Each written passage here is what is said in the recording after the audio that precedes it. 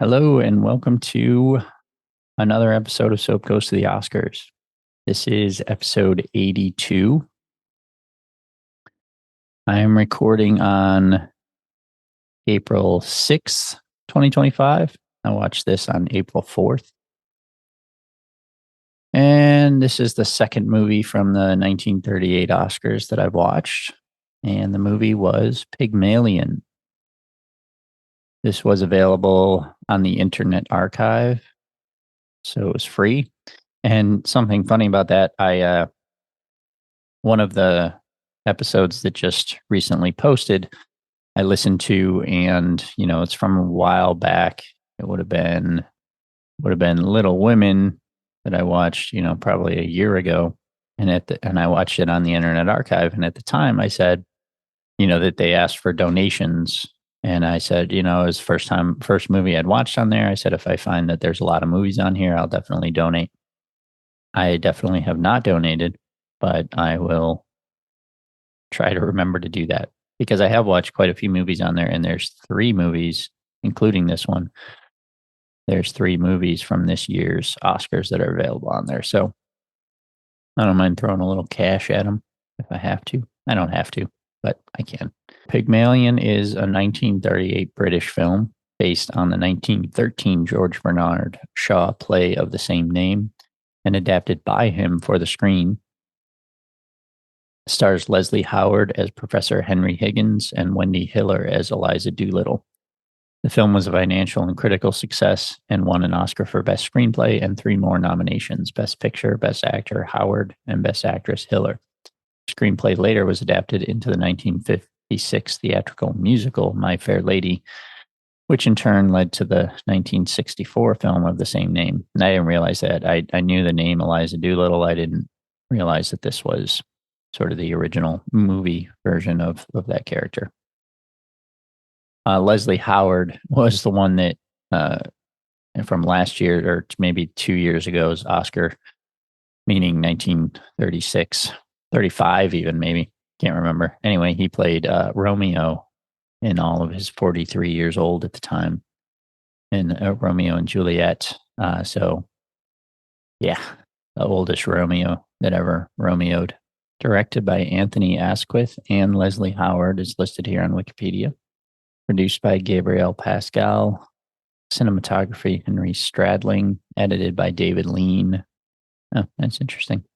Music by Arthur Honegger. Distributed by General Film Distributors. Release date October 6, 1938, with a runtime of 96 minutes. I think when I had put it on here with IMDb, it had it listed as 89 minutes. Yeah. Then when I found it on the Internet Archive, it was like an hour and 35 minutes and change. So one of them is a liar. But I guess IMDb is, because the movie was 96 minutes. So the basic plot of this is that Professor Henry Higgins, he kind of creepily hangs out recording conversations of people, and he is mistaken for a police officer, which sort of causes protests from Eliza Doolittle, who's a Covent Garden flower seller. And then he meets up with a guy named Colonel Pickering, who's a fellow scholar of languages and dialects, who's come from India in order to meet him. And they essentially, it's like a trading places kind of thing. They make a bet that they can teach Eliza to speak correctly, and that she could have a better future and would even be able to pass as a duchess. So that's basically the movie, is them trying to, train her to speak more elegantly. But it's a little more than that, because just talking, she does learn to speak, maybe a little more posh or whatever they would have called it back then. But, she still doesn't necessarily understand the sort of rules about, high society at that time.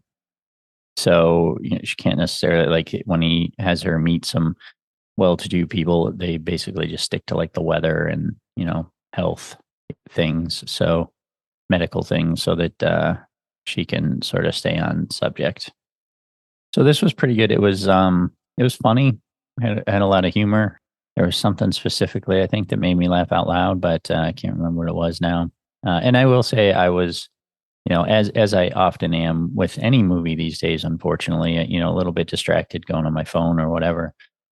So I was in and out with my attention a little bit, but I still followed it, and I did like this one. This was, let's see, what was the other one I watched? The Adventures of Robin Hood.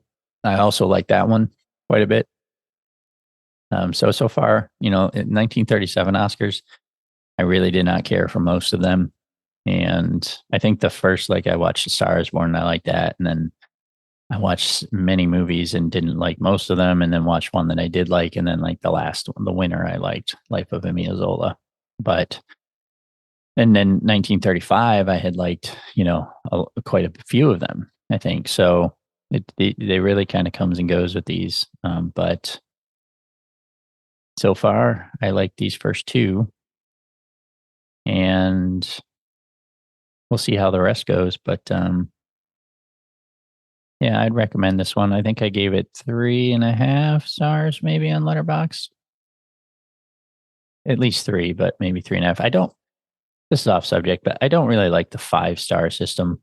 I understand that you can do half stars, but it's still not quite as good as a 10 star system where you can do half stars, because, or a rating system out of 10, because, out of 5, a 3 is only a 60%.